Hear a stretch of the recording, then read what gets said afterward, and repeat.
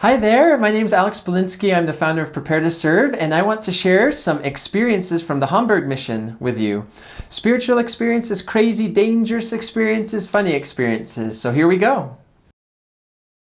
From Dennis. We ended up in the middle of a nuclear protest in Kiel one time. Everyone thought we were the police. Scott. We had an appointment in a big asylum seeker housing project building full of mostly Eastern Europeans and gypsies. Our translator was a cool guy from Lebanon who was recently baptized. He was special forces in his country, but now had a thick curly mullet and big Rodney Dangerfield type eyes. His name was Manure, but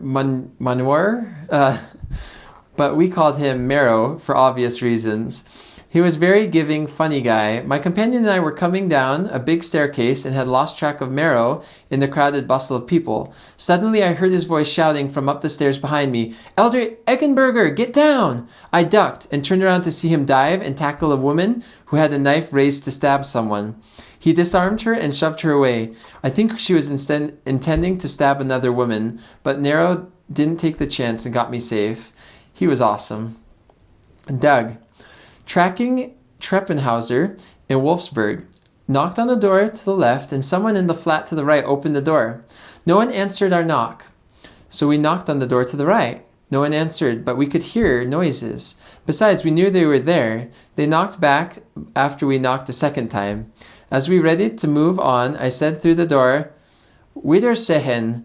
My companion bounced down the stairs to the next landing, and I was a few steps behind when I heard the door open. I looked up, happy that they had decided to answer, only to see an old, scruffy, scowling man with a cigarette dangling from his lips, pointing a gun at me. Needless to say, I didn't ask him if he wanted to learn more about the restored gospel. Instead, I turned and flew down the steps and out the building as fast as I could. My bewildered companion followed as quickly as he could. No one pursued us. I did hear raucous laughter upstairs, however. I have no idea if the gun was real, and didn't stick around to find out. Man, these are some crazy experiences. Nancy. Walking toward my bike with my companion, there were some boys trying to break the lock. I was only 3 days in the country. I started running toward them and yelling at them to get away from our bikes. I had no sense of danger, which I should have had. That was Nancy. Renee. My companion and I were talking with a couple on the sidewalk. The man was a little agitated. Maybe he had been drinking, and the woman was kind of shushing him, but I still tried to share a message. When we were done talking, my companion talked about the gun the guy had pulled out. The woman, when she was shushing him, was actually telling him to put it away. I didn't even notice. Steve.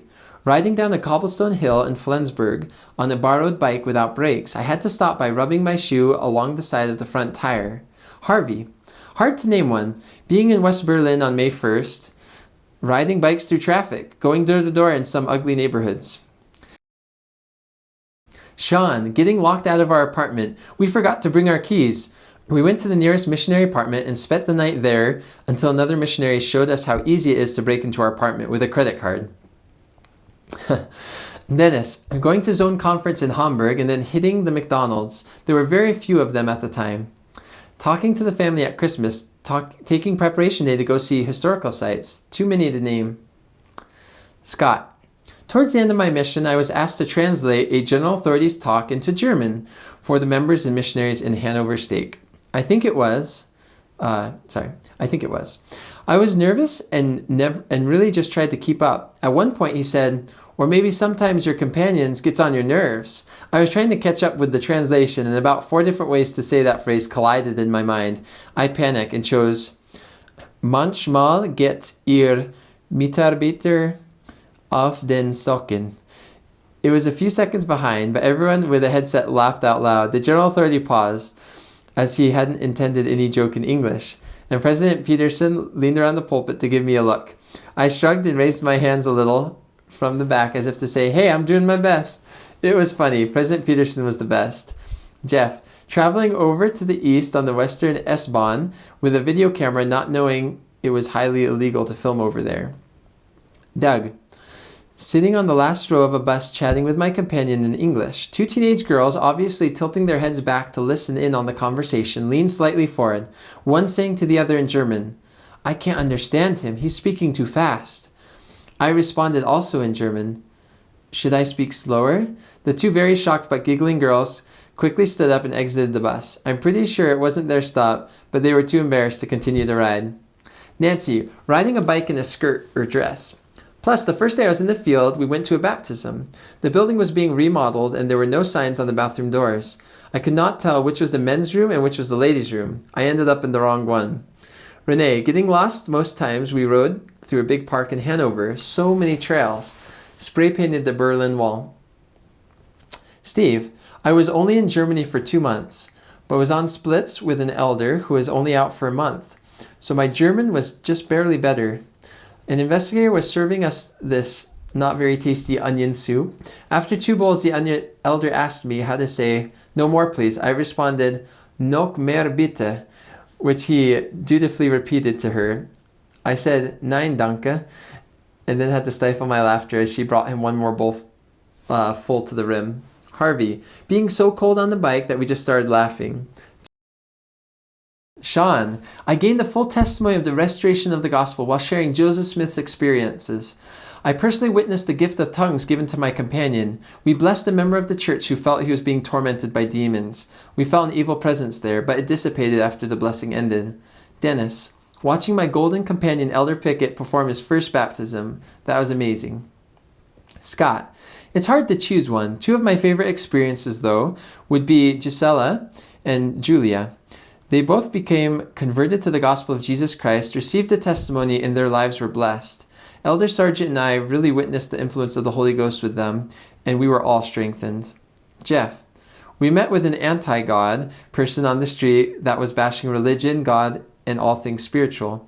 My new companion, fresh out of the MTC, bore witness of Jesus Christ and the plan, and we were absolutely enveloped in the Spirit, and that person was speechless. It was absolutely amazing.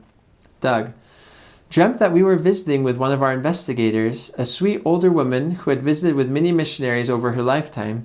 The dream was very explicit and detailed.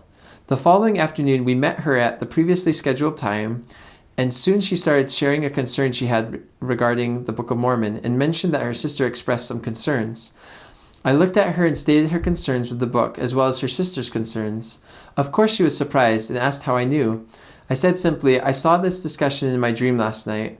God is aware of you, and the message we bring is true. Nancy, zone conferences with President Roy Lance. Renee, a young lady we taught was going to have her interview with the district leader before her baptism, but started to have some doubts about whether she should go through with it. We all took turns praying together. Then I felt impressed to share Joseph Smith's experience about the 116 pages of the Book of Mormon translation that Martin Harris wanted to borrow to show his family. Joseph Smith had prayed about this several times and gotten his answer. When he prayed again, the Lord basically told him to do what he wanted to do. The young lady recognized that she had already received her answer too, and decided to be baptized as she'd already planned. Steve, being ready to give up on doors for the evening, only to pray and get a witness that we would find somebody to teach that evening. 2 houses down the street, we were let in and able to teach, which resulted in 2 baptisms. Same investigator as in the funny experience above. Harvey, teaching and baptizing 2 men from Ethiopia. One was a Muslim and the other an Ethiopian Orthodox. Only the Holy Ghost can do that. Well, anyway, thank you for watching. I hope you enjoyed those stories. If you served in the Hamburg mission and you're willing to share some stories and insights, you can go to preparetoserve.com/survey and just fill out the survey there, and we can post it on the website to be as a resource for returned missionaries and pre-missionaries. Of course, the Hamburg mission doesn't exist currently, so it'd be mostly for returned missionaries to reminisce and share in that way. If you're willing to be video interviewed about your mission, we'd love to video interview you. We live in Utah. That's where we do the video interviews. They last about an hour, hour and a half, and they're really fun. So you can just message us if you want to help out with that. Anyway, thank you for watching. I hope you have a wonderful day. Take care. Bye-bye.